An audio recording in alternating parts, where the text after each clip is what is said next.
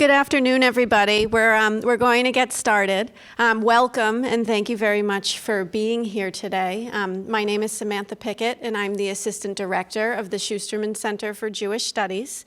And I'd like to thank you for joining in what should be a very engaging and thought-provoking exploration of contemporary anti-Semitism, its roots in historical tropes that have existed for centuries, the patterns that have defined its pervasiveness, and the exploitation of online media platforms in order to facilitate its spread.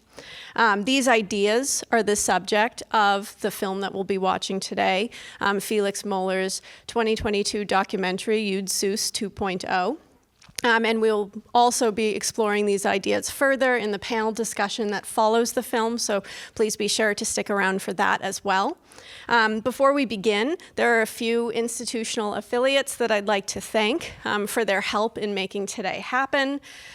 Special thanks to the Department of Journalism and Media Studies, the Center for Russian, East European, and Eurasian Studies, the Department of Germanic Studies, the Department of Radio, Film, and Television, the Center for the Study of Race and Democracy, the Rappaport Center, and Texas Hillel.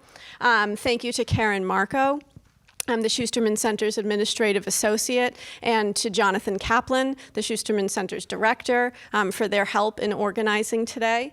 And a big thanks to our co-sponsor, the Austin Jewish Film Festival, and its director, David Finkel, who brought this important film to our attention and was a big help in making everything today happen. So special thanks to him and to you for being here. And with that, I will turn things over to David to introduce our film. Thank you, Dr. Pickette. My name is David Finkel. I'm the director of the Austin Jewish Film Festival, and in addition to running an annual film festival every fall, we also run monthly film events, which we call AJFF 365, like this event. If you're interested in getting involved with the festival, please see me afterwards. We have lots of volunteer opportunities. We especially are happy to try to help young filmmakers in our community get their film seen. So talk to me afterwards if you would like to know more about the festival. I also want to thank the Schusterman Center for Jewish Studies and Dr. Pickette and Dr. Kaplan in particular for their collaboration on this event, and also our AJFF 365 subscribers who enable us to bring this to you without any charge, as well as the Schusterman Center. We're looking forward to hearing from our panelists, Dr. Avramov, Dr. Lichtenstein, and Ph.D. candidate Beacken. Dr. Pickette will more fully introduce the panel after the film, but I wanted to particularly thank them for their time and their support of this event. Please make sure you stay afterwards, because that's really where I think the most interesting part of the program is, and you can be thinking up good questions as you watch the film. The title of today's film is Yud Sus 2.0. But I want to take just a few moments to talk about the original 1940 film Yud Sus, as perhaps not everyone may be familiar with it, and I expect few here in the audience have actually seen it. Just actually by a show of hands, how many people have heard of Yud Sus before? Okay, how many people have actually seen it? Okay, a couple of people, interesting. So just to create some context for everybody here that perhaps hasn't seen it, this film was created at the behest, this is the original Yud Sus, the behest of Joseph Goebbels. It is considered to be one of the most anti-Semitic films of all time. In fact, if you're in Germany today, it is still highly restricted. In order to be able to watch this film in Germany, you have to have a special scholar watch it with you, and afterwards you have to be debriefed on the film. Heinrich Himmler ordered the film to be shown to SS units sent against Jews, to concentration camp guards, and to non-Jewish populations where Jews were being deported. And the film is credited in many ways with some of the vicious attacks on Jews that were perpetrated by those people. At the same time, the film premiered at the prestigious Venice Film Festival in 1940, where it won top prize. It was a commercial success. It made back about 3 times the amount of money that it cost to be produced. And interestingly, the director, Viet Harlan, was the only film director of the Third Reich to be charged with crimes against humanity after the war. With all of this, back in the 1940s, one had to go to the cinema in order to be able to consume this hateful media. Today, the world of media has changed, as we all know, and with it, the challenges of finding, understanding, and combating vitriolic anti-Semitic content, the subject of our event today. We now present Juice 2.0. So now I'd like to introduce our panelists for today, a group of expert scholars who will share their thoughts on the issues explored in the film. And I'll be asking them a few questions of my own, and then we'll turn things over to you for your questions. And so if you have anything that you'd like to ask the panelists, make sure that you hold on to those questions, and we will hear from you in just a little bit. So the panelists are going to join us at the front of the room. So one of our panelists is Dr. Tatjana Lichtenstein, who is an associate professor of modern Eastern Europe in the Department of History at UT Austin. She served as the director of the Schusterman Center for Jewish Studies from 2017 to 2021. Her research focuses on nationalism, minorities in state building, and relations between Jews and non-Jews in the Bohemian lands during the 20th century. At UT, she teaches courses on East European and Jewish history in the modern period, with a particular focus on war and genocide.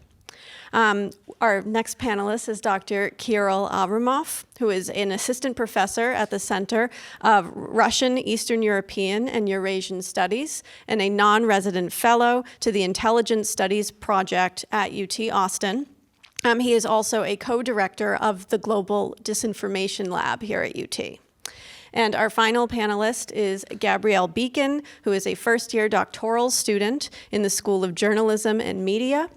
Her research interests include using mixed qualitative and quantitative methods to investigate on and offline political disinformation and bring light to vital subjects, including antisemitism, that may be under-discussed within the online sphere of social media. So please join me in welcoming our panelists. So to begin with, I wanted to ask a question that all or some of you can answer, but one of the things that I felt was very interesting about the film was the point that they made about the importance of the use of codes in Jewish stereotypes, using codes that audiences can understand in order to reach audiences.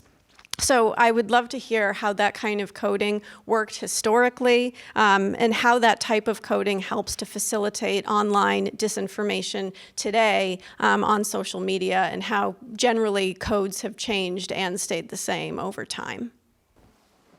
So actually one of my things I wanted to talk about was exactly anti-Semitism as a cultural code. I want to say, when I watched this film 3 times now, and I teach the Holocaust, I teach Holocaust in Eastern Europe, I'm still kind of feel speechless every time I finish watching this film.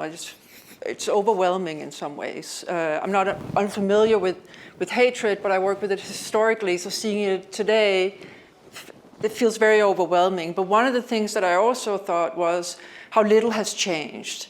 A couple of decades ago, an Israeli historian, Shulamit Volkov, wrote an essay that was called Antisemitism as a Cultural Code, that really argued that how do we understand the spread and the appeal of anti-Semitism in turn-of-the-century Germany, but also in Europe. And that was as a shorthand for a series of political positions, both mostly on the right and the conservative right, but also on the left.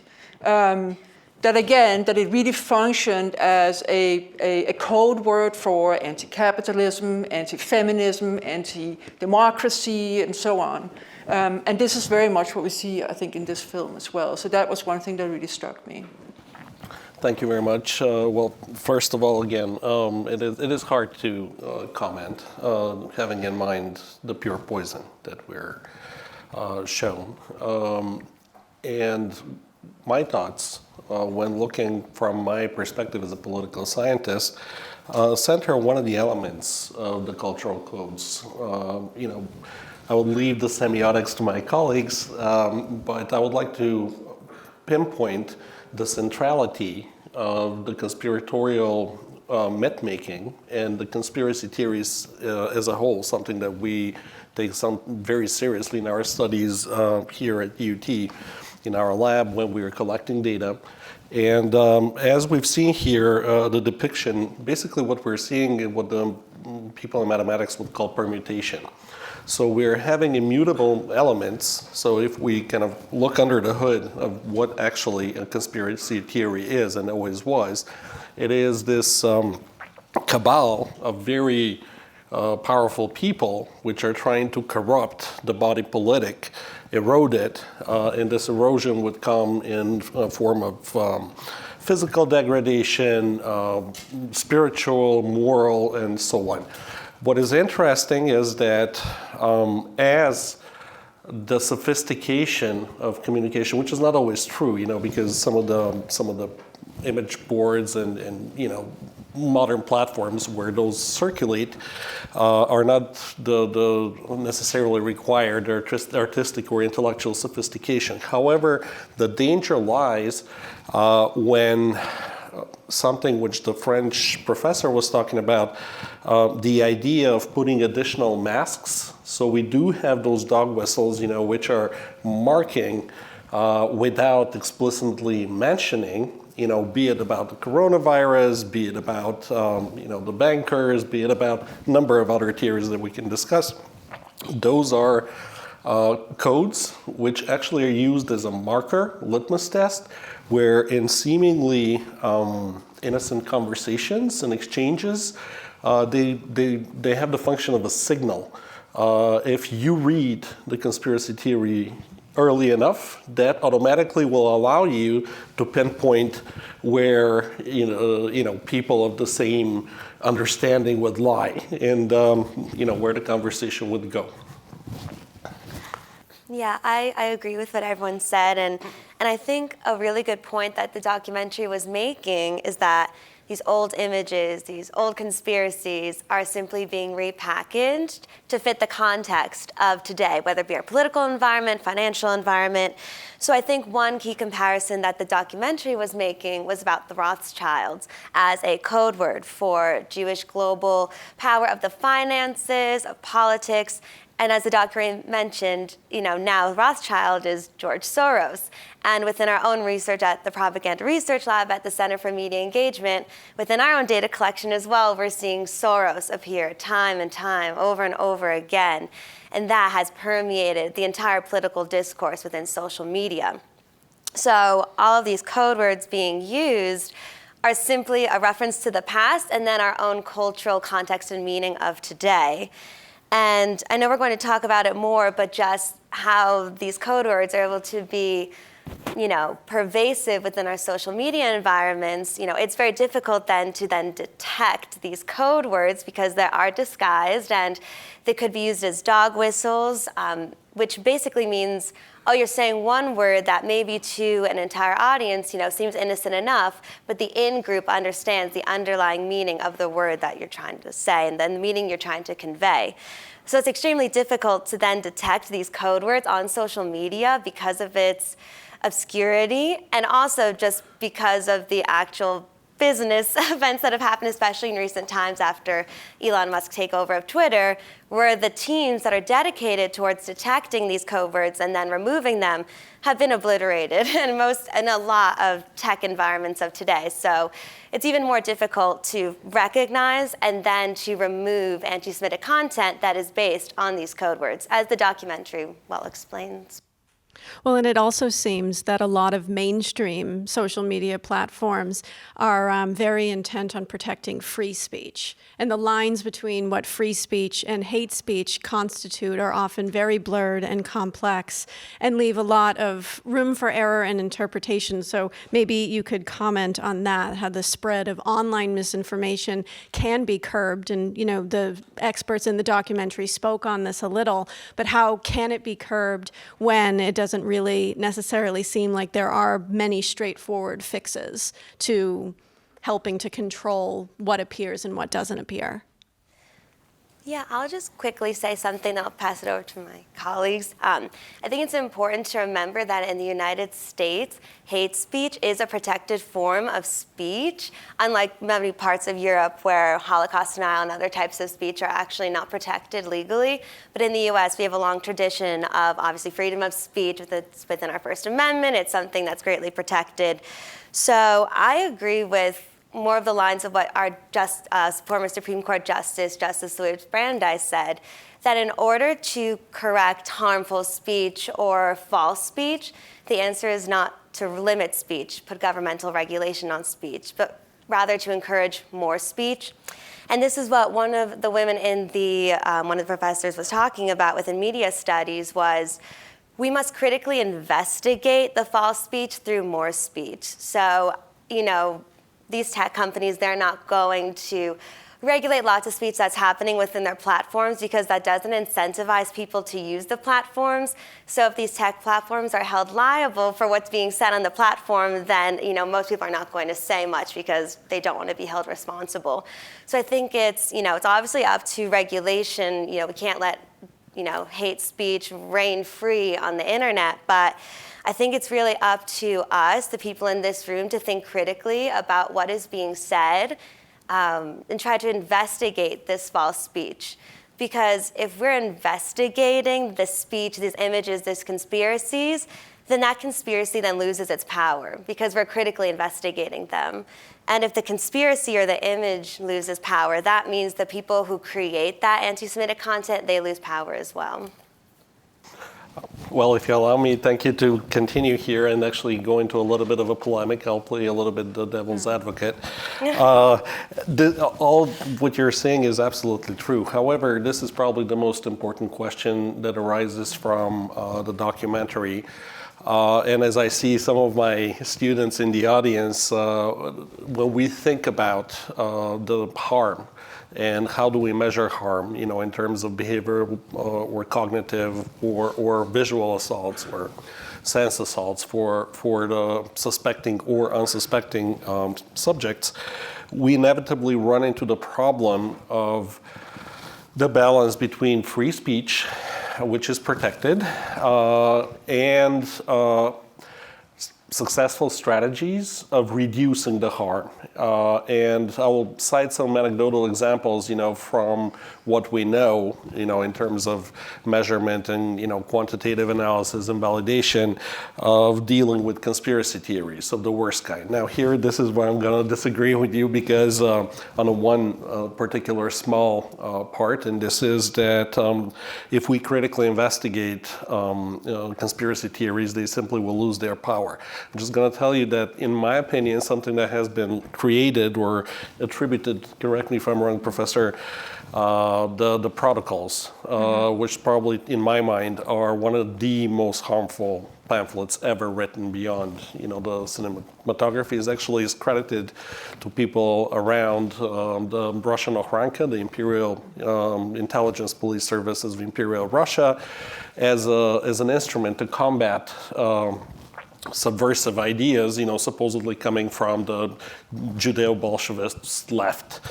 And it has been around for a number of years, and it's been well documented, and we talk about it and so on. It doesn't lose its power. In Japan, they don't necessarily have, you don't need Jews to have anti-Semitism. So that was my disagreement. However, if I go about the strategies, and here I believe is the hot button issue, which is should engage us as critically as a community and scholars and citizens, that's for sure. There are several routes in my mind, what could be done, and I don't want to sound like Lenin, what is to be done. However, something definitely needs to be done. And the question is, who needs to do it in terms of curbing harm and inciting violence, because those are closely correlated. And I agree that here we had something very important being said about the lone wolf attacks, that they seem to be disconnected, and yet they all kind of have roots in one particular cultural milieu. So I'm going to avoid politicization, and I'm just going to outline several alternatives, for us to think through. I have my own opinions that I can answer, why I think certain strategies are viable in context versus others, like US and in European context mainly that I'm familiar with. One, which is very controversial, and we are dealing with some of the critical discourse around it, and it is the demonetization and deplatforming of purveyors of specific type of hate speech. This is one way to do it. It's a very heavy instrument, and it raises a lot of questions. It automatically puts people that would propose it on the defensive as being the Ministry of Thought, police, and so on. You're familiar with that genre. Another one is ridicule. Whether it works or not, we have mixed results on that. We do have some evidence that via exposing and ridiculing some of the argumentation as illogical, as based on the irrationalities, the sum of all fears of different societies here and there, throughout very long periods of history, certain elements of the population clearly understand and prefer to disassociate, but most importantly, break the link of sharing, spreading, commenting, and therefore validating. But there is this other group which feels besieged, ostracized, and it doubles down, digs its heels, and goes down what we call the rabbit hole. And I think here an example would be with QAnon. I think you guys have same samples that we've been looking at. And last but not least, I believe that this is another one that I have a very peculiar kind of non-traditional probably or non-conventional understanding. There is a lot of investment, intellectual, financial, academic research been done in terms of developing alternative narratives. To be fair, it would work. This was envisioned here as Meet the Jew Project or Let's Do Together, and so on. However, the counterpoint to that is, unfortunately, what we all know is that those entrenched stereotypes, they don't need really neither Jews or anything that resembles, they are there because they have a very specific function, which usually manifests itself into critical junctions of history, when we have a transformation of labor, ideology, and so on. So hence, globalization. And last but not least, empathy, and I'll stop because I've been talking a lot, which actually might produce certain results, and I know that in Germany, my colleagues that I've been working with in so-called DRAD programs, but they are very long-term and require a lot of interaction between different social, academic, political stakeholders, and the span of people taken out, programs such as, exiting, former skinheads and so on, out of hate, and are costly. So those are the practical challenges that we have to consider. So there is cost-benefit.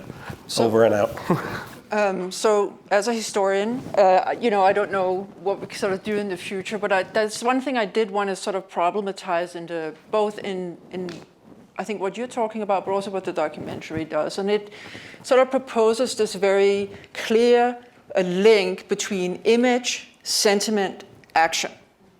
And I think that's highly problematic because you can have image, you can have sentiment, but it doesn't necessarily lead to action. And often action is actually not driven by, for instance, anti-Semitic sentiment. A lot of the perpetrator studies we have from the Second World War, there are many, show that there's actually a range of motivation for perpetrators at all different kinds of levels. So I think that's one thing that needs to be really dealt with very carefully. I agree that these attacks we've had are not lone wolf attack. I think that's a misrepresentation. But given how many millions of people are watching this, again, you've got to sort of look proportionally, right? There isn't that clear link. The other thing I think in some ways why the film is so overwhelming is that it's out of context, right? So we see a couple of Nazi films, but we don't actually see what is the much broader social, economic, cultural context, everyday life context for people. How significant is this? Okay, I'm not saying that it's not significant, and it's important discourse that is also worked on in many different ways within the state. But I think one of the key issues here is that this is state-sponsored in the Nazi regime. And there is some differences now. And here there's one thing I really think matters today in terms of what can be done. This kind of discourse we have at all levels, education system, politics, and so on, everything is black and white, right? Like it's the good and the bad, and there's the sense of an existential crisis. If the left wins, everything will go to hell. If the right wing wins, the same thing. And that has really also, it's now seeping into higher education, it's already in lower education, in terms of rejecting teaching students intellectual autonomy, ability, the tools to critically think and evaluate, right? Very, very basic kind of education. And here, like we see today, the state is not driven by anti-Semitism, no, but political authorities at all levels, whether those are religious authorities, political authorities at the local and the highest level, are driving this kind of idea of a good and bad, right? Or getting away with flirting with all of these kinds of concepts as well. We are not holding them accountable, right? So we want to hold the media companies accountable, but there's a whole sort of other discourse that's not being held accountable.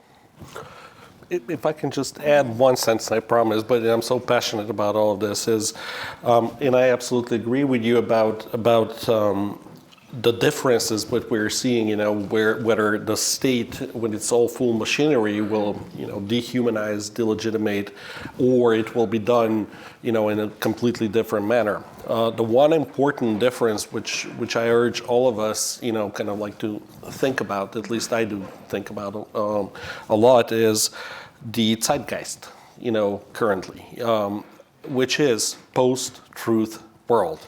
So this would be a reasonable discussion, can be anchored among common understanding that fact is a fact, right? We don't have this anymore. The context, what makes me a little bit pessimistic of what we can do and, how much, could be done globally, locally, and so on.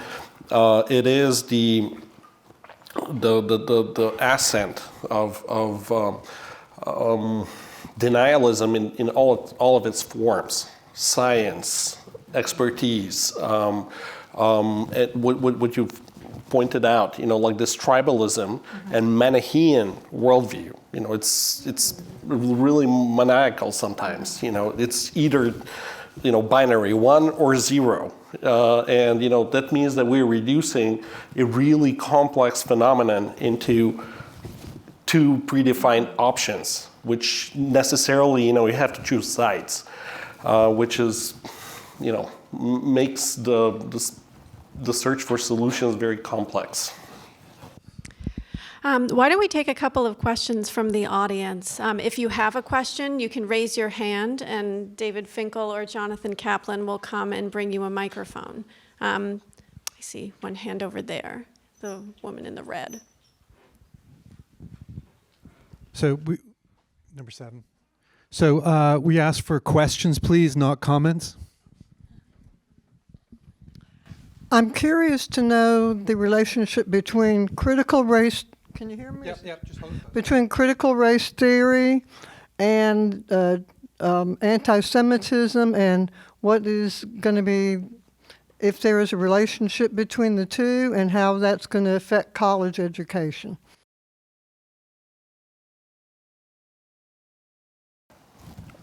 Are we taking them one by one or collecting them as it comes? One by one. Anyone would like to comment? I'm not sure I understand, what do you mean by the relationship between critical race theory and antisemitism? Well, I know that the way I see it in the newspapers, mostly it seems to be talking about slavery and not wanting certain topics taught to children in schools. I'm sorry. But I'm wondering, what is the relationship between critical race theory and anti-Semitism, and what's allowed to be taught? Or is there any kind of relationship yet? And on our college campuses, how that is affected, because you also see them talk about controlling what can be taught about critical thinking on the college campuses.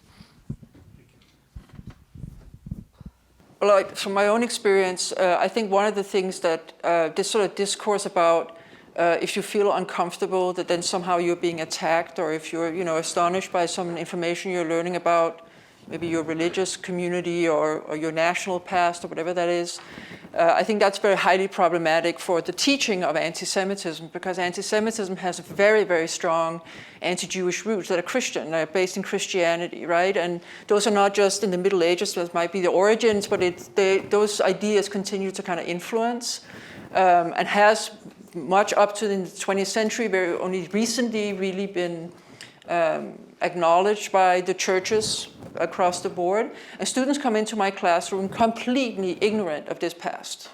So of course they can find themselves being uncomfortable by learning about this hatred and the viciousness and the violence it has led to.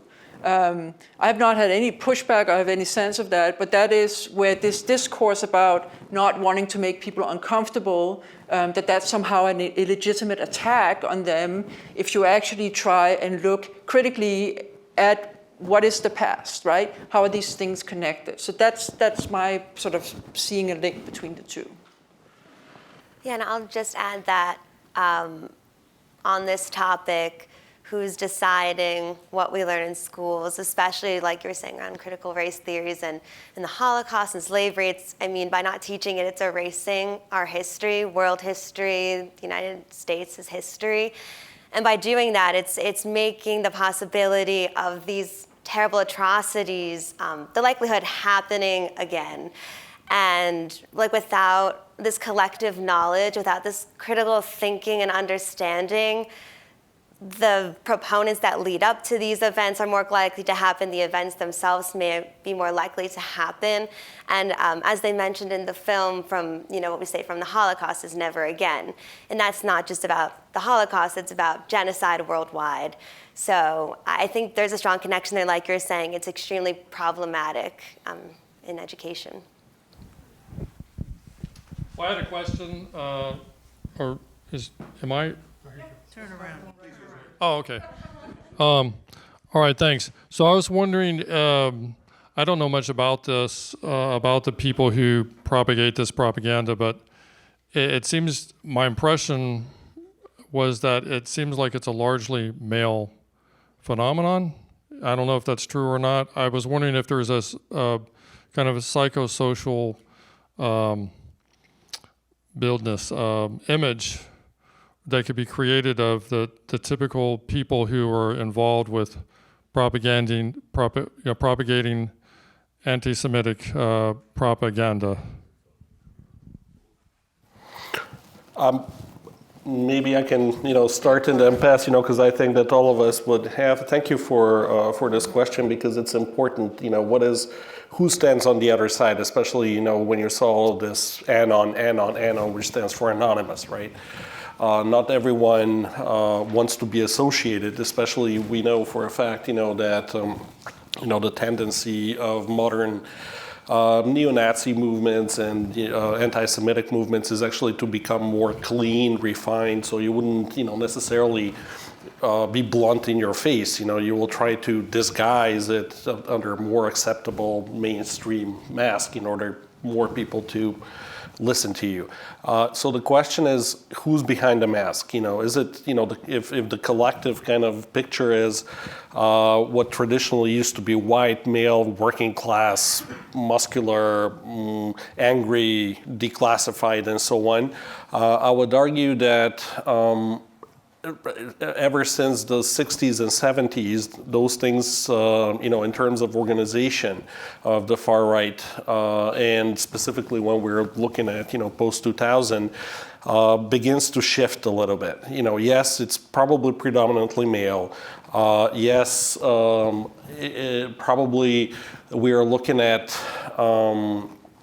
groups, which are associated rather than, and here comes the changes, with middle class, not necessarily declassified, people in, boots, people that might have a little bit more skills in terms of communicating, using some of the platforms and so on. So those are not the old-time brutes, which would be immediately spotted. Having said that, however, there are notorious cases, to my knowledge, of female and unfortunately figures within those online hate communities, and they're very controversial. Look no further than some of the controversies by figures like Olena Semeniaka, like in the current Ukraine-Russia war. So these are sometimes figures which become symbolic in this male-dominated chauvinistic usually community, and their symbolic capital makes them very important also within those communities. And I can think of, yes, largely male dominated phenomenon, however, without excluding, certain very important kind of nodes, within disparate groups, which are not connected. And I think also that image, without knowing so much about it today, but these are really, again, this anti-Semitism, it's a code also for traditional family, right? Traditional society where men and women inhabit separate roles. So what we see historically, for instance, is that women were very supportive of the Nazi movement and certainly also were enablers and supporters of the men who did the action, if you will, right? So I think the movement's ideology in itself puts men forward in a more activist role, but that doesn't mean that women don't have an enabling and and even could have a radicalizing role as well, if that makes sense. Mm-hmm. Well, I was just going to say, I think that anti-Semitism, it doesn't just derive from men, women. Oh no, is this person okay? Okay. Just want to make sure. Okay. There isn't like one derivative. It comes from many derivatives, whether that be across the political spectrum, economic spectrum. So it's not just like we're looking at one area and we're saying that's where the problem is. No, the problem permeates across economic, class, race, gender, all these different variables. And another thing which I believe is also important, just to have in mind is, I think that a common theme that keeps reoccurring is just very well modernized, one way or another, indirectly correlated. I'm not saying that there is a direct correlation, but we know that classical anti-Semitism and specifically National Socialism, now that you've mentioned, Professor, the gender roles, which is very important, how men and women actually were differing cogs in the state machine, propagating all of this. Otherwise, we wouldn't have those, massive rallies when you have all those families, is about romanticizing an imagined past. Right? And this glorious imagined past, is where the uncorrupted socium, lives its golden age. And therefore everybody else, the Jews, the foreigner, the deviant, and so on, are corrupting, this unity and sabotaging, the way forward. Now, what, from my perspective, is really scary is that those are well-known techniques in psychological warfare, in political warfare that we study here at this university. And we see it, I'll give you one particular example, a very recent one, with a grad student of mine. I don't see whether he is here, but we just finished, and the study will be published, of looking at a far-right Russian Orthodox church or a group, activist groups called Sorokov, which is tolerated by the patriarchate, in the face of Kiril, And these guys, when we were monitoring, what goes on Telegram. Telegram is the platform where all the online conversation, of Russian speakers actually is happening, not anymore on traditional platforms. And we were troubled by one particular, and our editor was having those questions, when we were showing a database and of collected messages. Part of it, is some unintelligible statements, made by these radicals, if you will, about the role of the Rothschilds, in this cabal, which actually is trying to destroy Russia, through the war in Ukraine, indirectly. So he very logically asked us, can you decipher what do they mean, which Rothschilds? And our answer was, doesn't really matter. It's nothing to do with the Rothschilds, because he was saying, well, how do you put, bankers and then left-wing and right-wing politicians, at the same time, and how do they collaborate? This is not a rational world, dear friends. I'm not saying it's irrational, it just has its own logic, and those are particularly the codes, that people see in order to either form opinion, not necessarily act, but possibly quietly support, what they see the right, side of history. Sorry. We have time for maybe one or two more questions. Okay, Okay, can you hear me? All right. My question is, how do you decide, or who reports these particular events or something that's going on? Because years ago, I had a situation where I found they were using, a Holocaust revisionist group was utilizing Wikipedia to create their own articles, making it the source, and then they would go and trade back and forth until the first 10 pages of any search came up with saying the author was discredited less than a year after he died. And the problem was the book had been out published 40 years, but the author was discredited. So where do you go to report these things, and how do you study them? Can I just get some clarity on the second part of the question? Are you referring to David Irving? You're referring to David Irving, or? The Holocaust denier? No, okay. In fact, when I went and did a deeper dive on it, I was able to find a Facebook page with medieval names for all of the people who were going on. So Why didn't it removed, what's the mechanism of removal? So I think the question is just more generically about if we come across this, is there a good place to report this? And I will volunteer the Anti-Defamation League, ADL, is a place that tracks such information and has produces statistics. Perhaps our panelists have other places they would suggest where people come across speech like this that they think is hateful, that it should be reported. Well, I will say on social media platforms, they do have some user engagement that you can take advantage of in terms of reporting a post or something you're seeing. And then usually within those platforms, they ask a follow-up question of why you're reporting this. This then will raise a flag to the content moderation team. Whether then it will eventually be removed or not, that is based on their discretion. But certainly using those user engagement tools within social media to raise those red flags to the internal content moderation teams, that is the purpose of those flags, and that is one step towards getting these things removed. It's not as simple as, I know we keep talking about how it's a very complex issue, so especially when you're combining protocols of removing hate speech online. Certainly flagging it is step one, but it's a very complex internal bureaucratic system to actually get something removed from those platforms. But I will, to address the first part of your question, in terms of why are you seeing some things pop up on your first page over and over again, that's simply due to the algorithmic format of whatever search engine you're using. So that could be based on advertising, that could be based on popular keyword searches, it could be based on other agents that are trying to influence what's actually appearing within your web platform. So it's really those algorithms that are determining what they want to show you on your first page, like for example, of your Google search. But there definitely are some tools within the social media platforms that you can use to raise those red flags. And I think that is an important tool. I will say that there is an overemphasis on users trying to self-police content.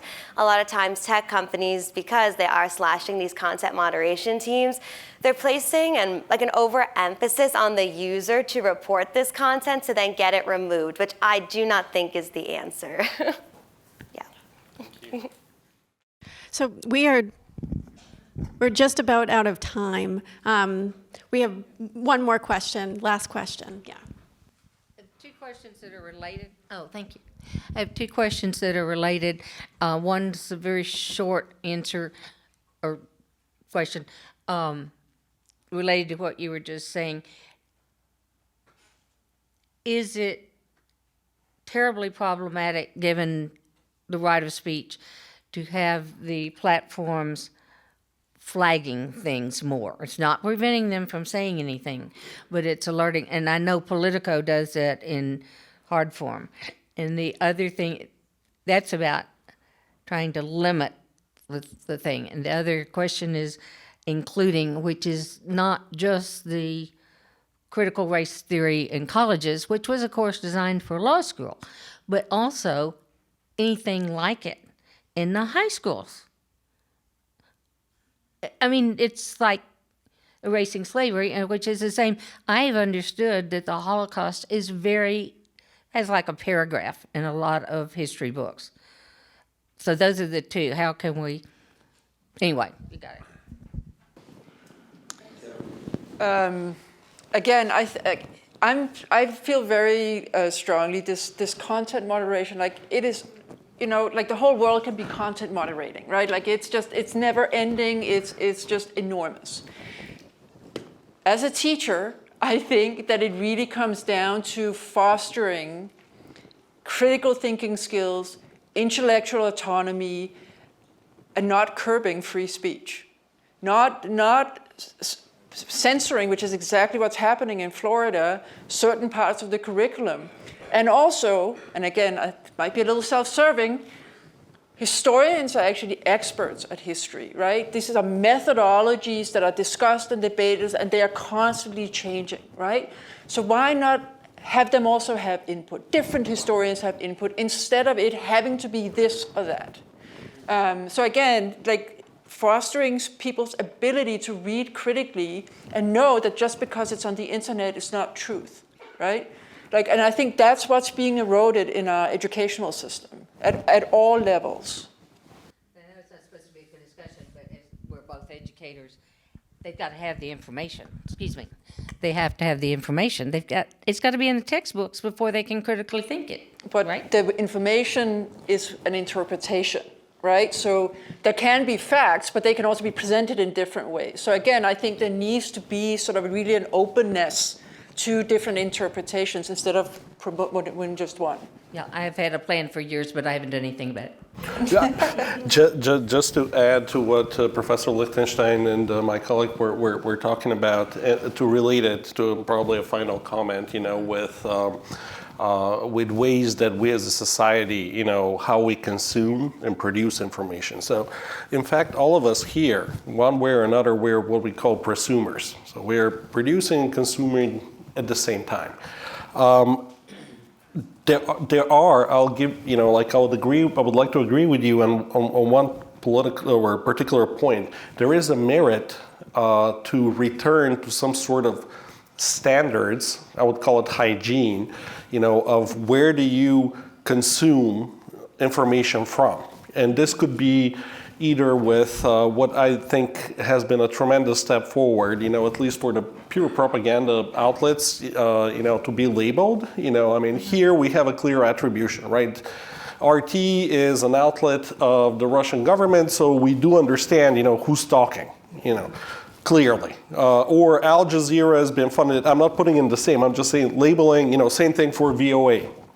So people know. And here I would agree with both of you, what you said. When people, it's mutual creation or mutual process of co-creating meaning. when you are in contact with a meaningful information, which is open to interpretation, because that will drive mad, like any, you don't have to be Karl Popper, to talk about closed and open societies, but if you critically, for your own good, start looking for moderated information, or not moderated, but edited, information that has been passed through quality control, something that we have lost along the way, because we don't want experts anymore. We don't want professors. We don't want to be told, we know the best. This is all right, However, in times of crisis, just think about, the past COVID, pandemic, and then I can think of before that, certain things, when expertise becomes a sought-after commodity. And I believe that this is what we need in the world of information. The good old editorial standards, well, people could feel relatively confident regardless, left and right, you have good examples, and then discuss, or engage in critical conversations, as opposed to anything is open. And I know it's a wish, but it's an aspiration. I believe that specifically here at the university, we have to, because we haven't even opened the other huge topic, which this society, whether like it or not, has to decide, all of us. And this is the advent of AI and GPT-3 models, large language models that we work with and we're familiar with. The biases, which my colleague was talking about.